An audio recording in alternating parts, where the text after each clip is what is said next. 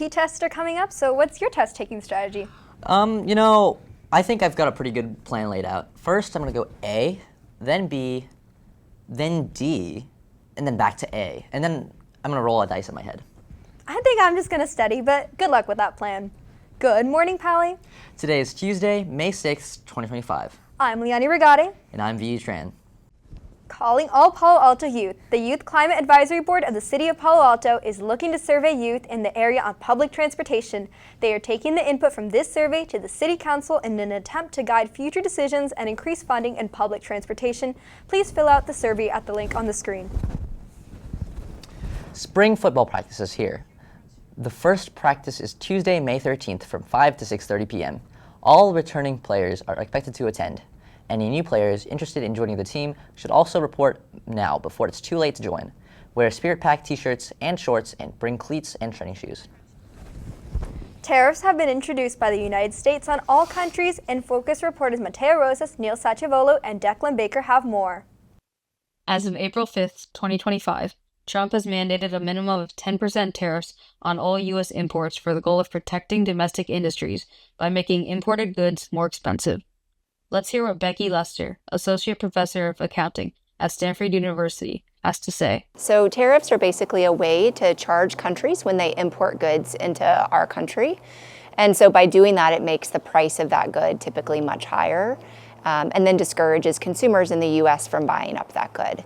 And so the idea is by imposing tariffs on, for example, foreign steel or lumber, that it would increase the price of those products relative to domestic products, and then make them less attractive to consumers.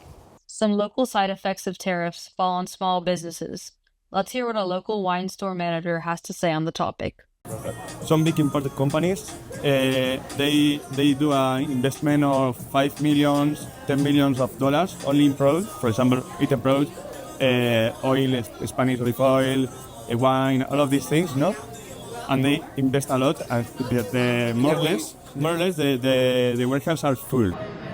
So for now, there's no problem with the price, but they have stock for 1 year, 6 months maybe. Maybe we assume half of the increase, and the import company and the distribution or supplier, they take the other half. Yeah.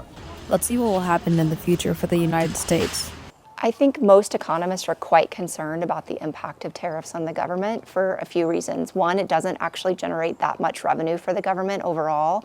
It doesn't generate enough revenue to offset a lot of the other types of fiscal policy changes that the Trump administration is talking about.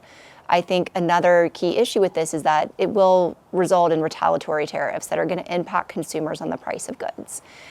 So I think we need to think beyond just kind of the direct impact on consumers or on government revenue, which are definitely quite important, but the longer run impacts can actually affect, I think, the overall health of the economy and even public goods like national parks that we all enjoy.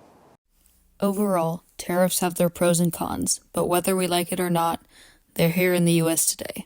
Signing off for InFocus, I'm Mateo Rosas, co-reporting with Declan Baker and Neel Satyavolu. Thanks, Mateo. The window to sign up for Prime ends tomorrow at noon. Make sure to sign up to avoid being randomly placed. That does it for today's show.